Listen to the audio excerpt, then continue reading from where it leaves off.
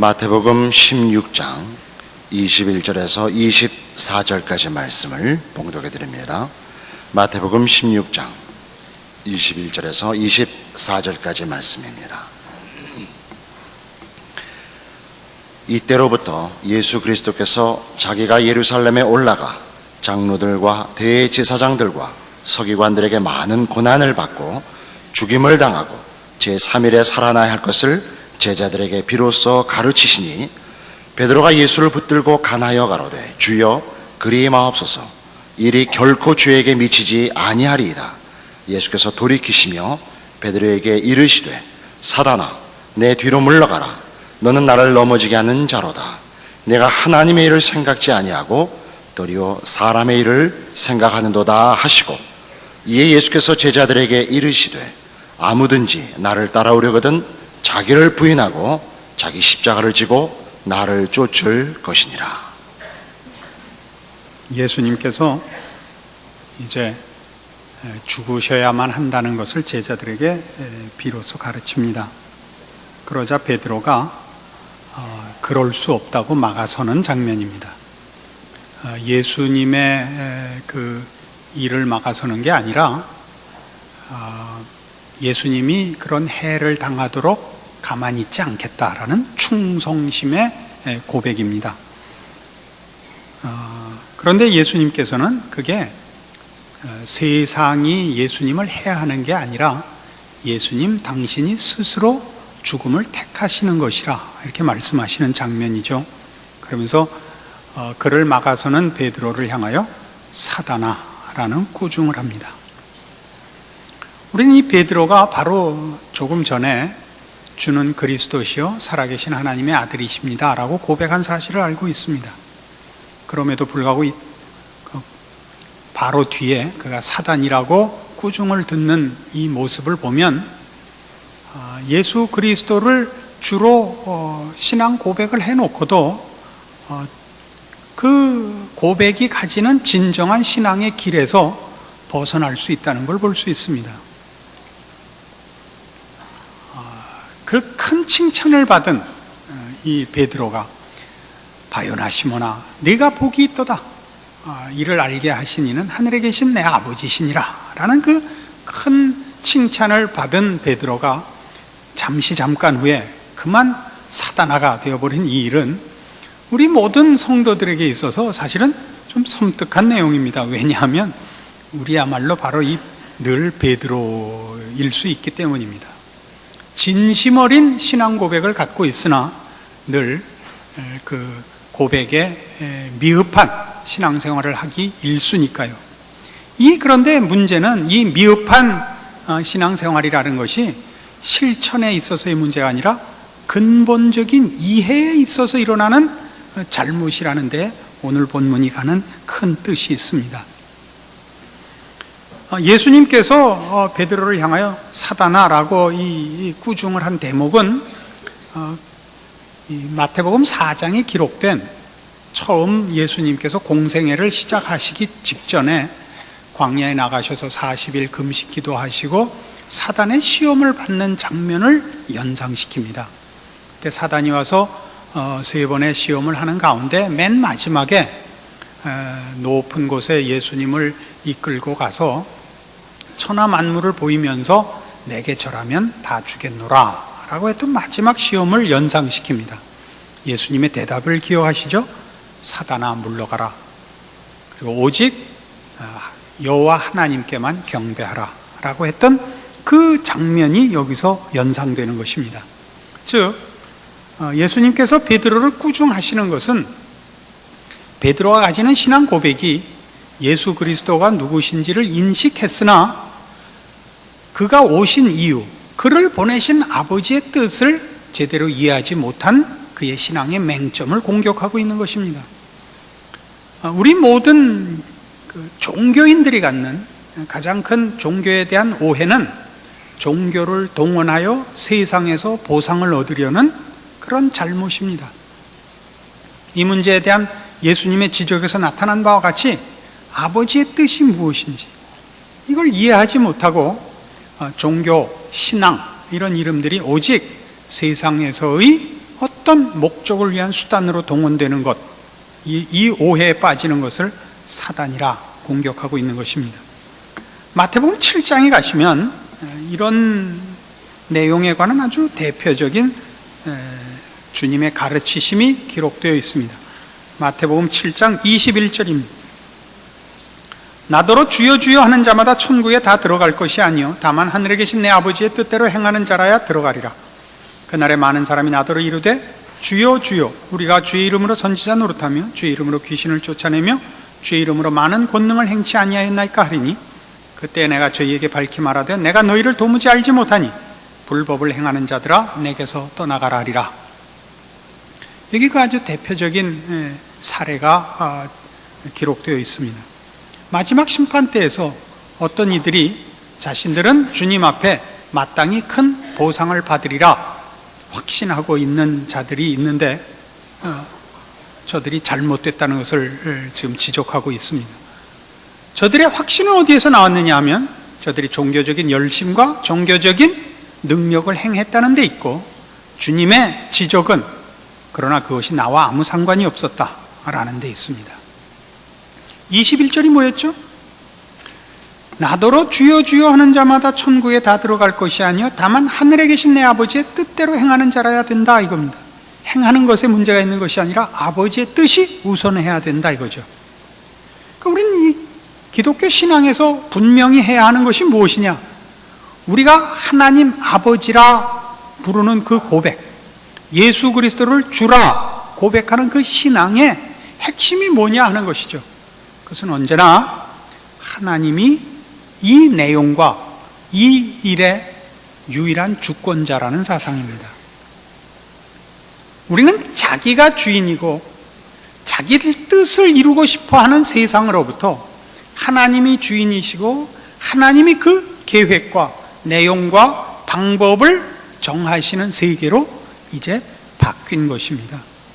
이것이 우리의 신앙 고백이 갖는 내용입니다. 하나님을 아버지라 부르며 예수 그리스도의 이름으로 기도한다 하는 우리 신앙의 모든 그 표현들이 바로 이것을 그 내용으로 삼고 있습니다. 그리고 그 하나님은 예수를 십자가에 못 박으시기를 원합니다. 왜요?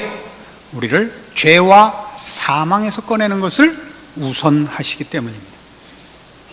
우리는 베드로와 마찬가지로 예수께서 십자가에 죽으시는 걸 싫어합니다. 예수님을 써먹어야 하니까요.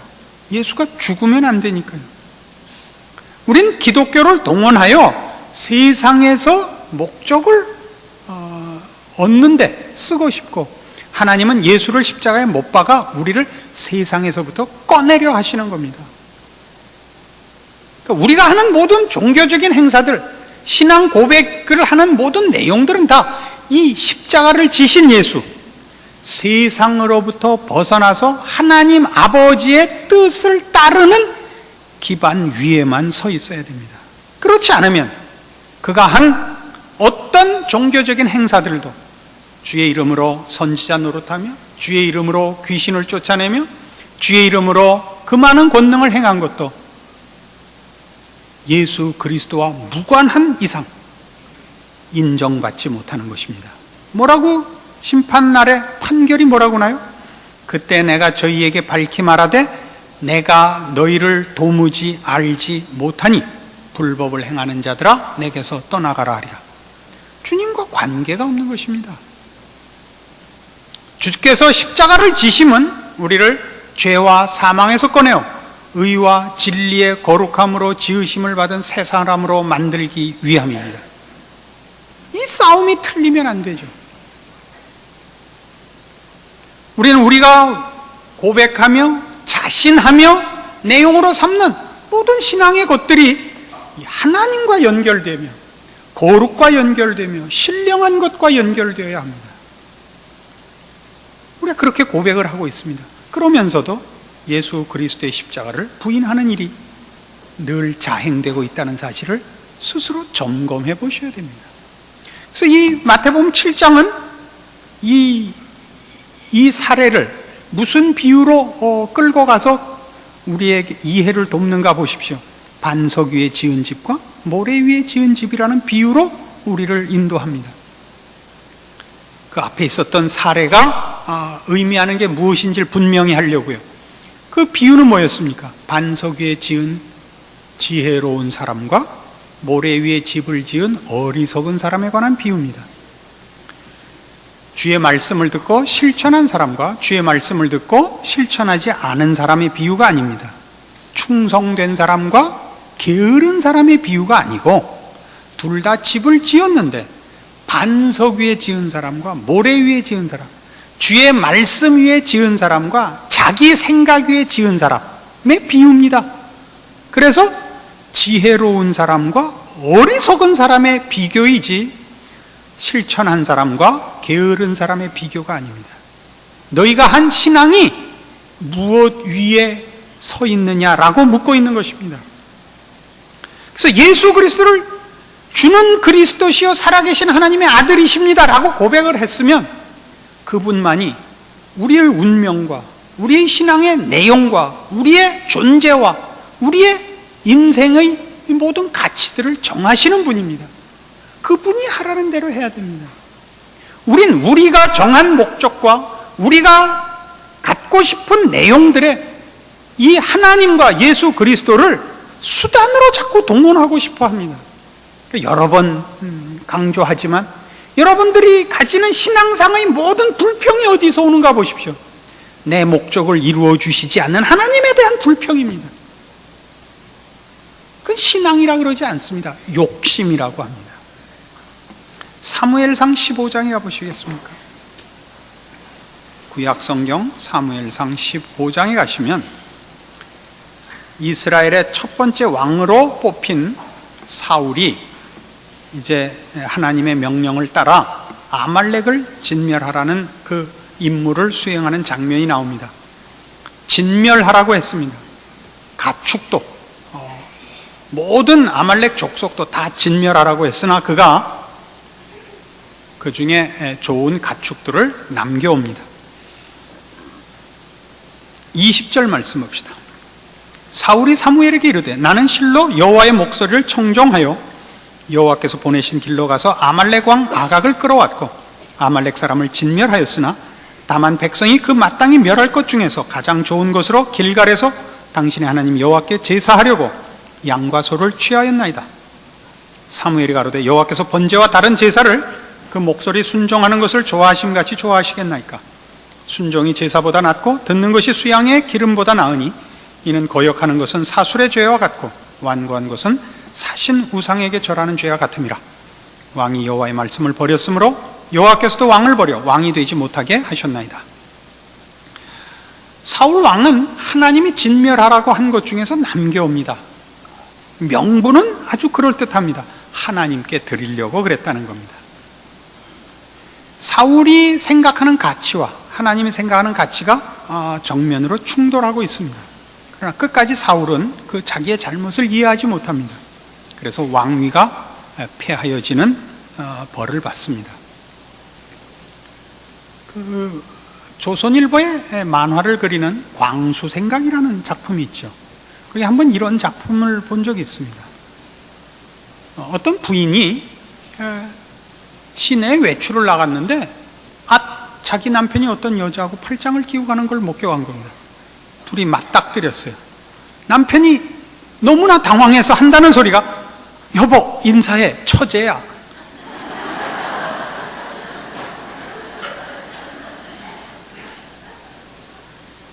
사울이 지금 그 꼴을 하고 있는 겁니다. 어느 날 남편이 여자를 하나 데리고 와서 아내에게 같이 살자는 겁니다. 아내가 펄쩍 뛰니까 남편이 한다는 소리가 여보 당신 집안일하는 건 너무 힘들어 보여서 집안일 도와주려고 내가 이 여자를 데리고 온 거야. 그럼 여러분 그래 하고 받아들이겠습니까? 하나님이 정죄한 것을 사람이 가치 있다고 하나님께 끌고 온 모습이 지금 사울 왕이 한 것입니다. 하나님만이 의와 진리와 생명과 영원을 만드시고 정하시는 분입니다. 우린 끊임없이 우리가 영원과 가치와 복을 정하고 하나님 보고 그걸 얻도록 힘을 쓰라고 합니다. 이것이 바로 십자가가 서 있는 자리입니다. 십자가가 하는 일이 뭐죠?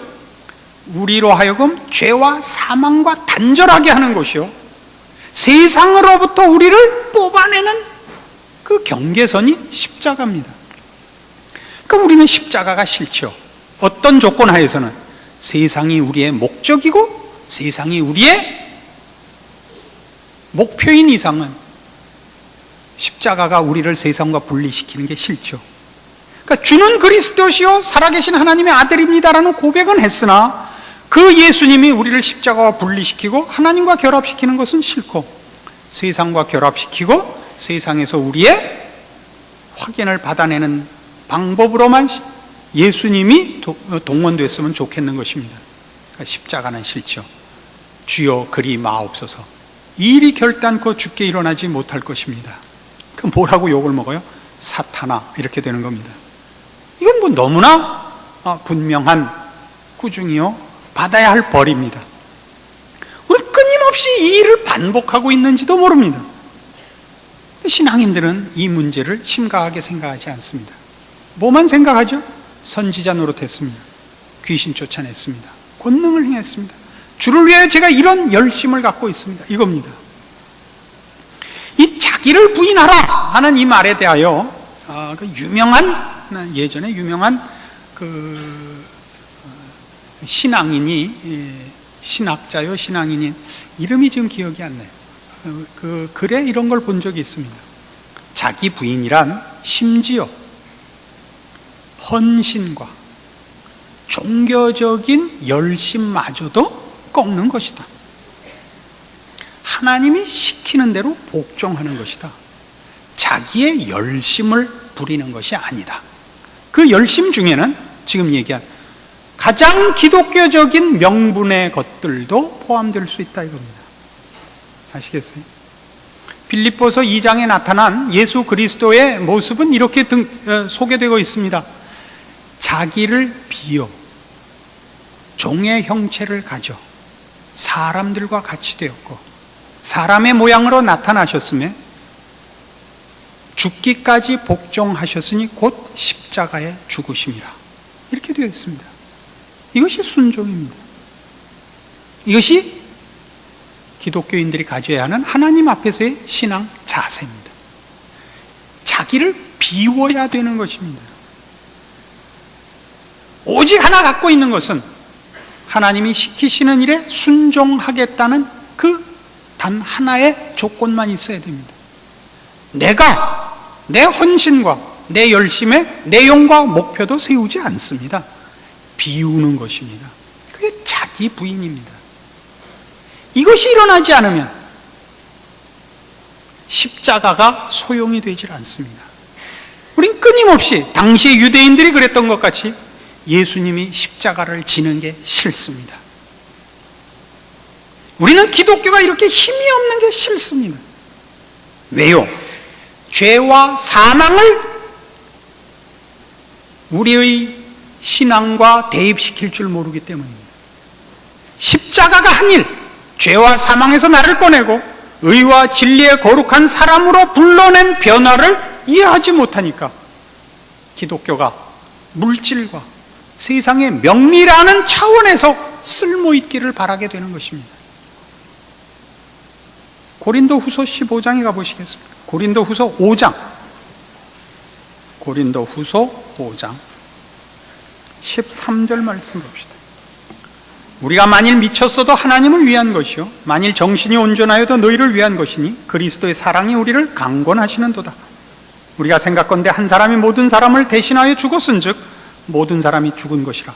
저가 모든 사람을 대신하여 죽으심은 산자들로 하여금 다시는 저희 자신을 위하여 살지 않고 오직 저희를 대신하여 죽었다가 다시 사신 자를 위하여 살게 하려 함이니라. 이게 십자가입니다. 우리는 더 이상 세상을 위하여 살지 않고 자신을 위하여 살지도 않습니다. 우리는 하나님을 위하여 살며 하나님의 사람으로 그 나라에 속한 자로 삽니다. 거기에만 영원이 있고 생명이 있고 참된 복이 있습니다. 그 나라를 다스리시는 우리 하나님 아버지시며 우리를 그 나라에 살게 하기 위하여 예수님께서 우리를 이 세상에서부터 끄집어내셨고 십자가로 그 일을 이루셨습니다. 그러니까 우리 모두는 지금 당장 하나님의 사람으로 살도록 구원받고 있는 것입니다. 여러분은 거룩하게 살며 죄를 거부하며 의의 병기로 여러분 자신을 매일매일 하나님 앞에 바치며 그래서 일어나는 신령한 일에서의 여러분의 승리와 기적과 하나님의 동행하심과 간섭하시는 손길을 경험하도록 되어 있습니다. 이 일들이 일어나지 않는 것은 여러분은 십자가를 목에는 걸고 있지만 세상에서 하나님 나라로는 옮겨오지 않고 있기 때문입니다. 이게 바로 베드로가 한 실수입니다. 그의 입술로 예수 그리스도가 누구신지를 고백해 놓고도 그가 뭘 하러 왔는지 놓치는 것입니다. 아직도 자신을 위하여 살고 뭐라고 되어 있어요? 오늘 본문이 사단아 내 뒤로 물러가라. 너는 나를 넘어지게 하는 자로다. 네가 하나님의 일을 생각지 아니하고 도리어 사람의 일을 생각하는도다. 이 부분이죠. 뭐가 하나님의 일인데요?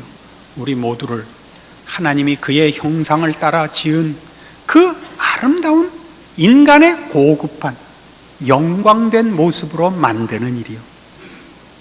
죄와 사망을 벗어나 거룩하고 아름답고 영광스러운 인간의 참모습을 찾으며 하나님의 복주심과 통치 아래서 행복을 누리는 것이요. 이것이 진정한 신앙의 가치요. 십자가의 목적입니다. 이러한 고백이 교회에 드물고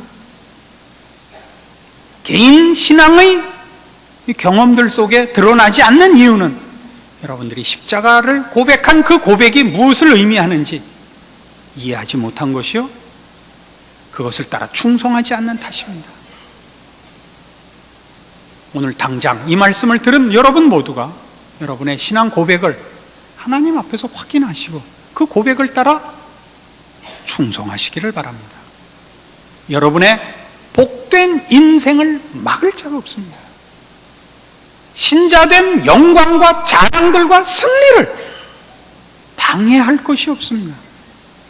여러분의 신자된 인생의 즐거움과 자랑이 없는 이유는 십자가를 넘어서지 않고 있기 때문입니다.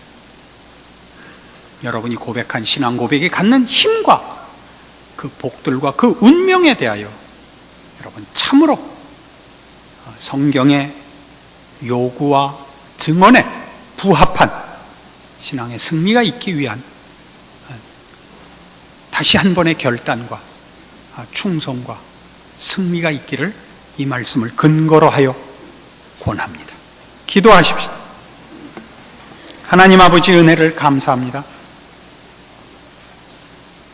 예수 그리스도를 십자가에 못 박아 우리를 죄와 사망에서 꺼내셨으며 자기를 중심하여 사는 이 세상에서 꺼내사 우리 거룩하신 하나님, 온천한 만물을 지으시며 우리를 사랑하시는 하나님의 자녀로 삼으셨습니다. 하나님을 아버지라 부르며 예수 그리스도를 주라 부르는 우리의 고백이 갖는 우리의 우리된 그 권리들과 영광들과 운명들에 대하여 우리는 자꾸 있습니다. 세상의 유혹에 자꾸 넘어집니다. 오늘 주신 말씀을 통하여 베드로의 실수가 우리에게 다시는 일어나지 않는 참다운 신앙의 승리와 신자된 자랑들이 영위되는 우리의 인생들이 되도록 오늘 주신 말씀으로 저희를 붙잡아 주시옵소서. 승리케 하여 주시옵소서. 충성할 수 있게 하여 주시옵소서. 예수님 이름으로 기도합니다. 아멘.